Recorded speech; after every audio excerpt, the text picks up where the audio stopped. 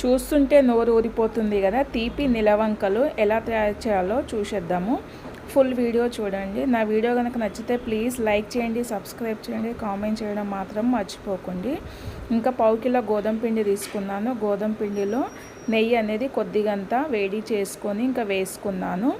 వేసుకున్న తర్వాత చిటికెడు వంట సోడా కూడా యాడ్ చేసుకున్నాను. చిటికెడు వంట సోడా వేసుకొని ఇంక ఇదంతా మొత్తం ఒకసారి కలుపుకోవాలన్నమాట.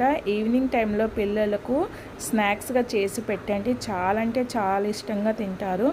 అలాగే అప్పటికప్పుడు స్వీట్స్ కావాలంటే ఇలా చేసుకోండి, చాలా బాగుంటుంది. నేనైతే ఇప్పటికి ఎన్నోసార్లు ట్రై చేశాను, చాలా ఇష్టంగా తిన్నారు. ఇంకా మీకు కూడా యూస్ఫుల్ అవుతుంది. మీ పిల్లలకు కూడా చేసి పెట్టండి, మంచిగా హెల్తీగా స్వీట్ అనేసి. ఇంకా ఈ వీడియో చేయడం అనేది జరుగుతుందన్నమాట. ఇంకా ఇలా మొత్తం కలిపేసుకున్నాం కదా. ఇంకా కలుపుకున్నాక తర్వాత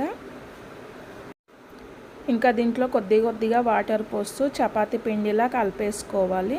ఇంకా చూడండి, ఇలా మొత్తం ఈ నెయ్యి మొత్తం కలిపిన తర్వాత ఇంకా నేనైతే వాటర్ పోసుకొని చపాతీ పిండిలా కలిపేసుకొని పక్కన అనేది పెట్టేసుకోవాలి. ఒక 10 నుంచి 15 నిమిషాలు నాననివ్వాలి. నానిన తర్వాత ఇంకా నేనైతే ఈ విధంగానే చేస్తున్నాను. పూరిలా కాకుండా ఇలా అయితే చేసుకోండి. ఇలా చేసుకున్న తర్వాత నేను దీనికి ఇంకా షేప్స్ అనేది ఇంకా గ్లాస్తో అయితే కట్ చేస్తున్నాను.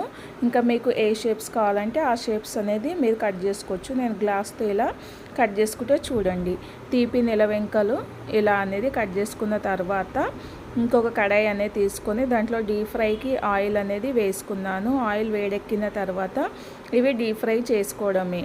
డీప్ ఫ్రై చేసుకున్న తర్వాత దీని మీద కారం పొడి, గరం మసాలా అవి వేసుకొని కూడా తింటే చాలా టేస్టీగా ఉంటుంది, హాట్ అన్నమాట.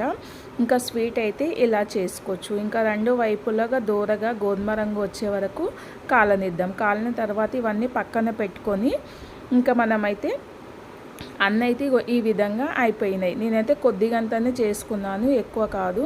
ఇంకో కడాయి పెట్టుకున్నాను. ఇంకా పాకం అనేది అవసరం లేదు. కొద్దిగంత వాటర్ పోసుకొని నేను 2 సగభాగాలు తీసుకున్నాను.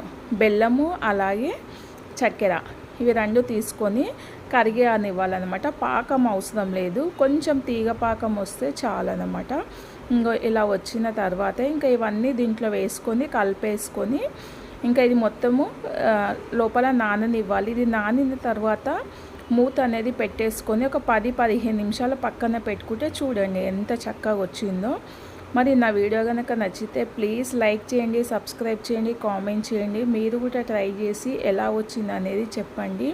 టేస్ట్ అయితే వేరే లెవెల్. కావాలంటే దీంట్లో ఫుడ్ కలర్ కూడా వేసుకోవచ్చు, యాలకులు కూడా వేసుకోవచ్చు. నేనైతే ఈ విధంగానే చేశాను.